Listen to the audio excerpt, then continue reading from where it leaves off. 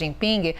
Vou falar sobre guerra na Ucrânia, que é um dos pontos sensíveis e que o mundo estava de olho com relação a esse posicionamento. Temos então aqui a declaração que China e Brasil concordam que o único caminho para o fim da guerra na Ucrânia é pelo diálogo e negociação. Essa é uma declaração que o mundo estava esperando? Nesse sentido? É uma declaração vaga, né? Porque era difícil ser também direta, né? Ou seja, mas demonstrar que os dois países entendem que esse maior conflito que a Europa passa desde 1945 tem de ser encerrado, né? Para a Ucrânia, que passa uma situação evidentemente terrível, foi invadido, e os milhares de mortos, para a economia russa e para os russos, que tantos soldados russos que morreram, geralmente os soldados jovens, né? Para a economia europeia, os efeitos extremamente danosos e por aí vai. Ou seja, agora, que negociação, né?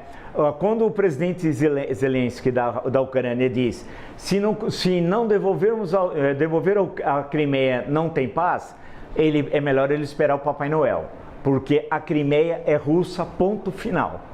E sempre foi russa, sempre nos últimos séculos, né? Então, essa é a grande questão, é uma questão histórica. Não vamos começar pela questão ideológica, é uma questão histórica. Citei até o Tolstói, que lá esteve, provavelmente o maior escritor russo do século XIX, junto com o Dostoiévski. Ele estava lá e tem um livro chamado Sebastopol, inclusive, sobre a Guerra da Crimeia, além do clássico do Orlando Figes, bem, que tem também aqui no Brasil. Então, a questão da Crimeia não se discute.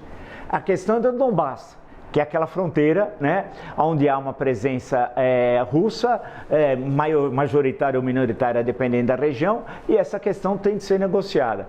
Agora, o papel do Brasil é no papel mais diplomático, não tem um papel econômico e militar como tem a China.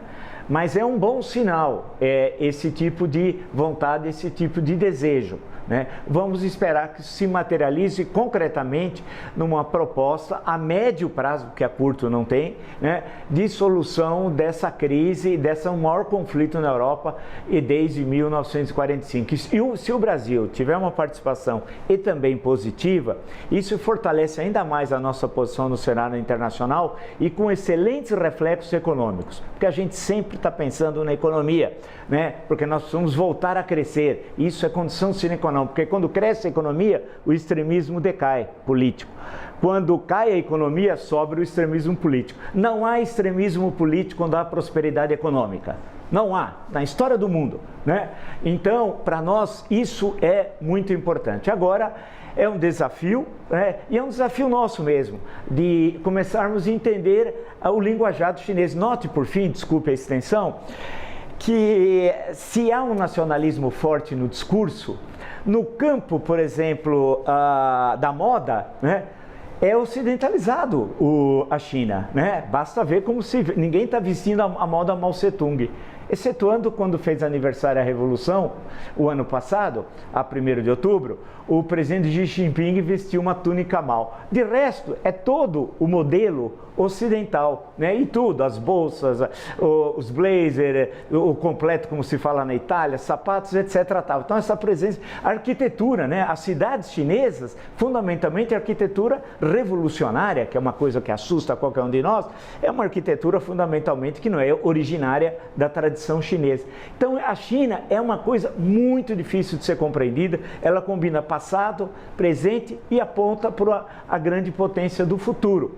E o desafio vai ser como conviver daqui para frente com a importância econômica, nós já convivemos, mas com a importância militar que ela terá, especialmente na região do Pacífico.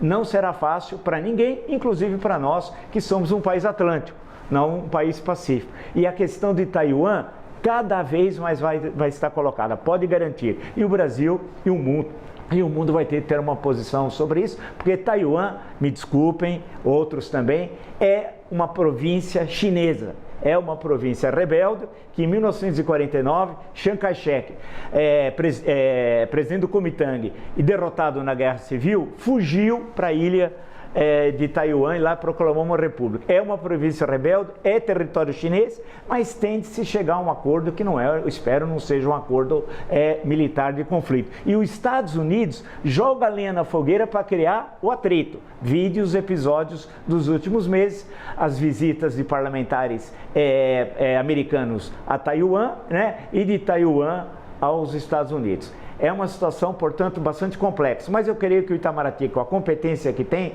vai conseguir equilibrar, como nos anos 30, nós nos equilibramos entre Estados Unidos e Alemanha nazista. Tanto que em 1935, o maior parceiro comercial do Brasil, só naquele ano, foi a Alemanha nazista. E uma política que não entrava uma moeda chamada do marco compensado. Marco é a moeda chinesa, alemã.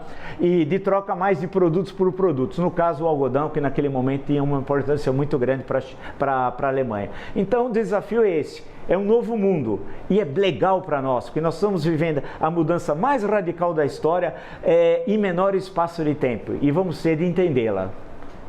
Vamos seguir aqui nesse assunto, professor. Mais uma vez, para quem está nos acompanhando, as imagens do momento em que ministros brasileiros e chineses assinam acordos